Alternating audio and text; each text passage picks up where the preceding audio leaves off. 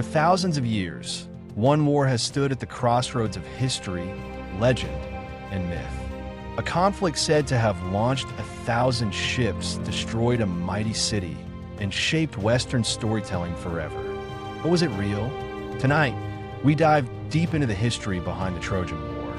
What we know, what we think we know, and what might still be buried beneath the ancient ruins of Troy. From politics and power to gods, heroes, love, betrayal, and brutal battles. This is the most complete breakdown of the Trojan War you're ever going to hear. The world before the war. To understand the Trojan War, we have to step back over 3,200 years into the late Bronze Age. This was a world dominated by powerful kingdoms.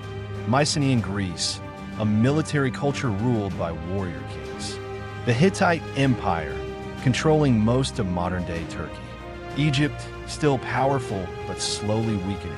And on the coast of Anatolia, a wealthy trading city called Troy. The Bronze Age wasn't peaceful. Every kingdom wanted control of trade routes, grain, metals, and influence. And Troy, sitting right on the entrance to the Black Sea, controlled one of the most valuable choke points on Earth. Whoever controlled Troy controlled trade. This means that even before the legends of Helen and Paris, the real reason for war may have already existed. Money, power, and geography. The legendary beginning.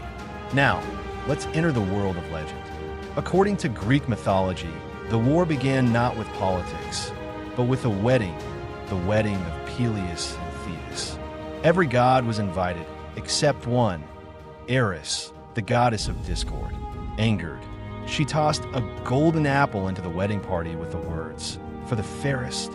3 goddesses claimed it: Hera, queen of the gods; Athena, goddess of wisdom; Aphrodite, goddess of love. Unable to settle the argument, they chose a mortal judge, Paris, a prince of Troy. Each offered him a bribe. Hera promised power. Athena promised victory in all battles. Aphrodite promised the most beautiful woman in the world. Paris chose Aphrodite, and she gave him Helen, queen of Sparta, who was already married to King Menelaus. Paris traveled to Sparta, fell in love with Helen, and either abducted her or ran away with her, depending on the version. Menelaus was furious. His brother, Agamemnon, king of Mycenae, saw an opportunity. They rallied Greek forces, claiming, "We will bring Helen home." But behind the scenes, many believe Agamemnon wanted something else: control of Troy. Love may have started the story, but politics fueled the fire. The Greek coalition. Agamemnon united dozens of Greek kingdoms. Some of the most famous: Achilles, the greatest Greek warrior; Odysseus, king of Ithaca, known for his cunning; Ajax the Great, massive and unstoppable; Nestor, the wise old king; Diomedes, fierce in battle. The legend says they set sail with 1,000 ships. Historians today believe it was probably far fewer, but still an enormous force for the ancient world. Their target, the city of Troy, ruled by King Priam, defended by Hector, Troy's greatest warrior; Aeneas, who would later become a legendary founder of Rome; Sarpedon, a heroic ally; and Prince Paris, the man at the center of it all. 2 sides, 2 cultures, 1 war that would last 10 years. The siege begins. The Greeks landed on the Trojan shores and built a base camp. But Troy wasn't an easy target. It had high stone walls, advanced archers, and strong allies. The Greeks tried direct attacks, but the city held firm. Most of the early war wasn't siege warfare. It was raids, ambushes, and small battles across the countryside. Achilles became the most feared warrior on the field.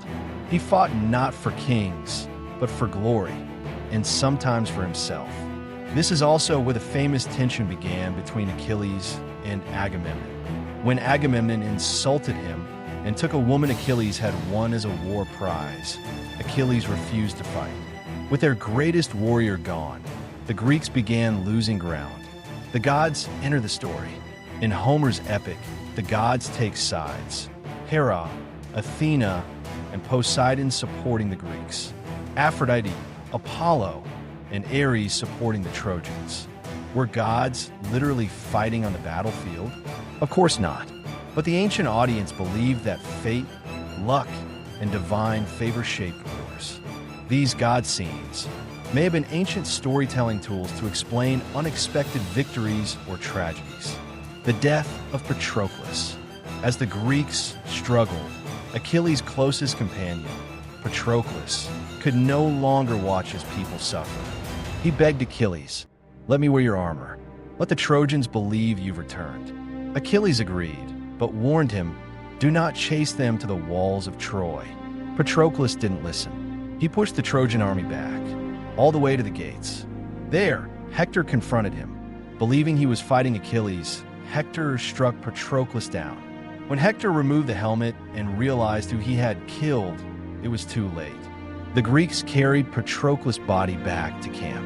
When Achilles heard the news, he let out a cry so powerful that, according to legend, Trojan soldiers trembled.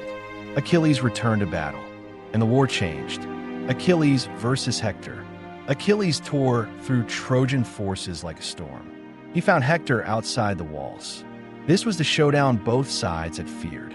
Hector knew he couldn't win, but he also knew something else. If he ran, Troy would fall. If he stayed, he would die. He chose honor. The duel was brutal but short. Achilles killed him and tied Hector's body to his chariot, dragging it around the city. It was meant to send a message. Even King Priam cried from the walls. Later, Priam entered the Greek camp, kissed Achilles' hands, the same hands that killed his son, and begged for Hector's body. Achilles, moved by the moment, returned it. For a moment, the war paused. The fall of Achilles, 2,200 hours to 2,400 hours. With Hector gone, Troy's defenses weakened. But Achilles' fate was sealed.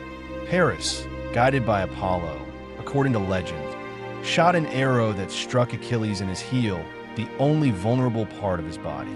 Achilles died on the field. Both armies mourned his passing. Without him, the Greeks needed a new strategy. And that's when Odysseus stepped forward. The Trojan horse. Odysseus proposed the most famous trick in ancient history. We will build a giant wooden horse. We will hide our best warriors inside. We will pretend to sail away. And Troy will bring the horse inside their city. At first, the Greeks didn't believe the plan would work, but they were desperate. They built the horse, left it at the gates, burned their camps, and sailed away, just far enough to stay out of sight. The Trojans argued about the horse. Some wanted to burn it. Some wanted to push it off a cliff. Others believed it was a gift from the gods. In the end, Troy brought the horse inside. That night, while the city celebrated, the Greek ships quietly returned. Inside the horse, the hidden warriors waited. At midnight, they climbed out, opened the gates, and the Greek army poured in. Troy burned. The war ended, not with honor, but with destruction. King Priam was killed.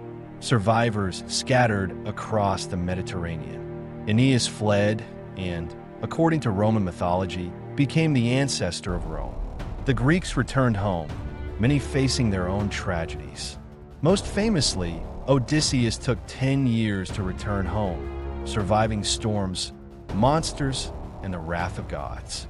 The Trojan War became the foundation of Greek culture, poetry, theater, and identity. Did the Trojan War really happen? For centuries, people believed Troy was just a myth. Then, in the 1800s, archaeologists uncovered the remains of an ancient city in modern-day Turkey that perfectly matched Homer's descriptions. They found evidence of fire, collapsed walls, and weapons. Was it really a war? Most historians believe there was a real Troy. There was a real conflict.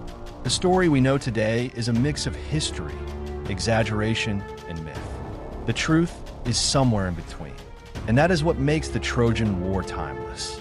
If you enjoyed this deep dive into ancient history, make sure you hit like, subscribe, and drop a comment telling us which ancient war or civilization you want next.